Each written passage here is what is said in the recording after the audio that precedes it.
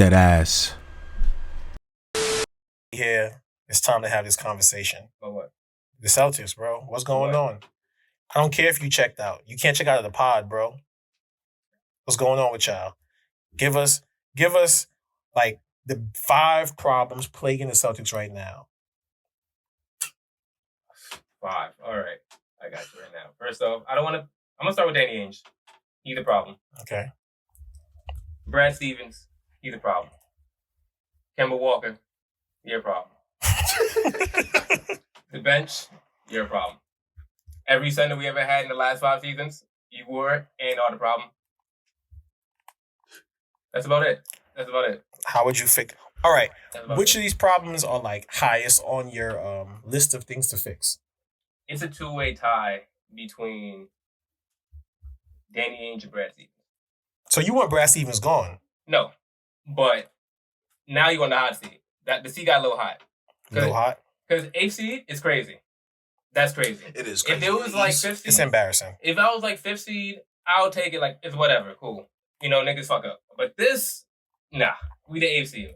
When you watch I know what I see when I play. What do you see as a problem when the Celtics play? I see Brad Stevens struggling to connect beyond the X's and O level. I see him as he's great with the X's and O's, drawing up plays out of timeouts and shit like that. But I feel like he's letting Jason Tatum do whatever the fuck he want. Yes. Can't tell Jaylen Brown nothing. Yeah. Nobody could ever tell Marcus Smart shit. No.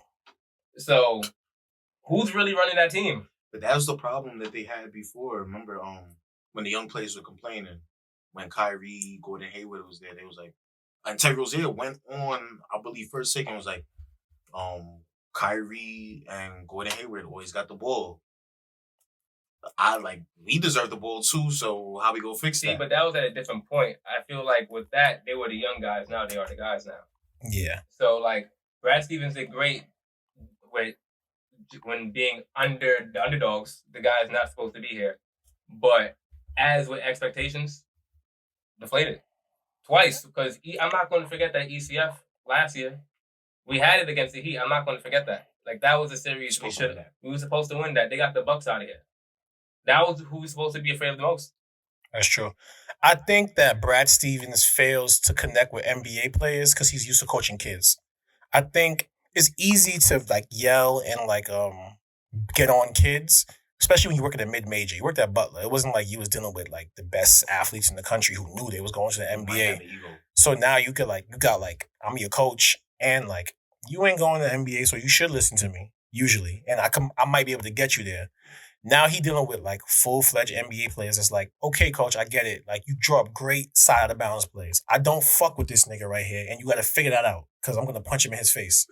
And Brad just don't know how to do that. And I think that he misses the simplicity of dealing with college players compared to because like most of his players make more money than him now too. It's just like, bro, you don't even make more money than me. Why are you talking to me like this? Like you got to figure it. It's like there's a balance when you're an NBA coach, and I don't think he found it yet.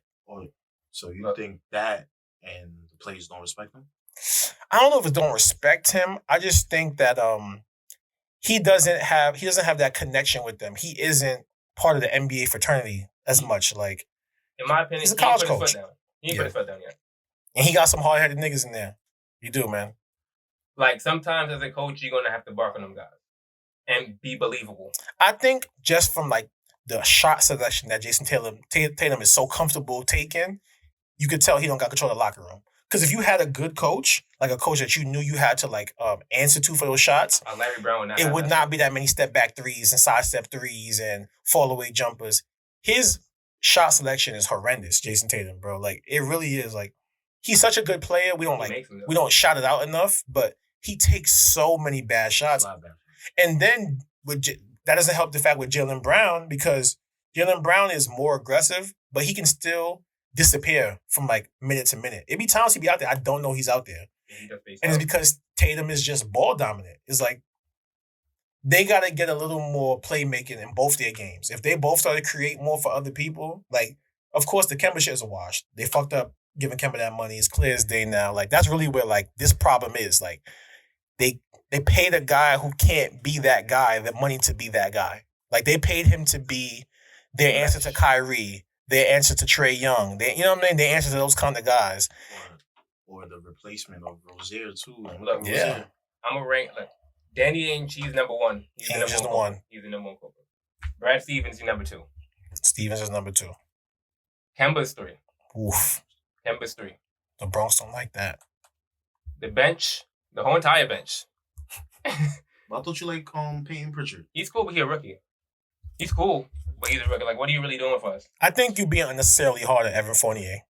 I am, but I'm talking pre-Evan Fournier Okay. because we only had him, a few games, 2 games now. So for the whole first half of the season, horrible. Tristan Thompson, horrible. Jeff Teague, horrible. Yeah, I just released him, right? Good. Yeah, he not with us. Jeff Teague was so bad this season, he made y'all miss Brad Wanamaker.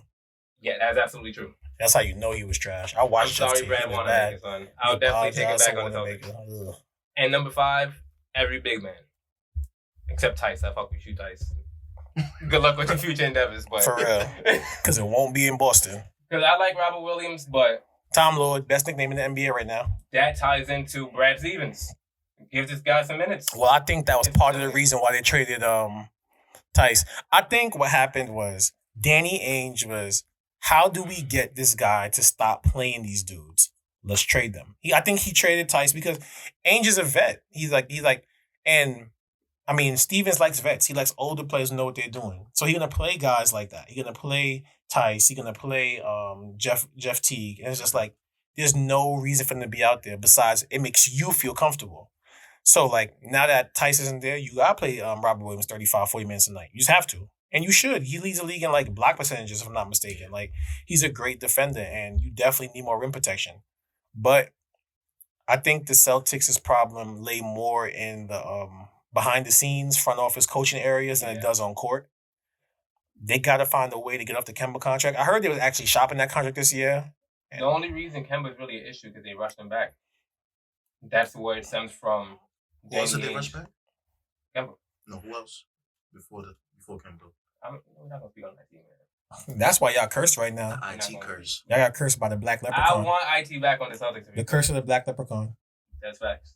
That's facts. Y'all should have never did him like that. That's why I'm saying the only way to move forward, you have to get rid of Danny Ainge, bro. I think he has to hang it up as a Celtics GM. Because nobody wants to work with him. Who are we really going to pull trades with? Yeah. With a reputation They like did say GMs have soured on doing deals with Boston, in particular Danny Ainge, Yeah, Because like, he will have a deal on the table. and pull it off the table. besides that IT trade, which is a good pickup that we had, the previous trade that we had was the KG trade and the Ray Allen trade. And we got KG off a whim thanks to Kevin McHale. Yeah. Thank God for Celtic teammates there. I got So, you, buddy. Yeah, I'm not going to trade him to the Lakers, so whatever. Yeah, that is true. So Danny Ainge got he got a ring off of a friendship. He did. He got lucky. That's how life works, though. That's a fact. It's not what you know, who you know. And clearly Danny Ainge don't know shit. So I think that Danny Ainge is where they got to start. They got to start there. I don't think they're gonna fire him though. Like, the Celtics are a very low organization. They fuck with him heavy.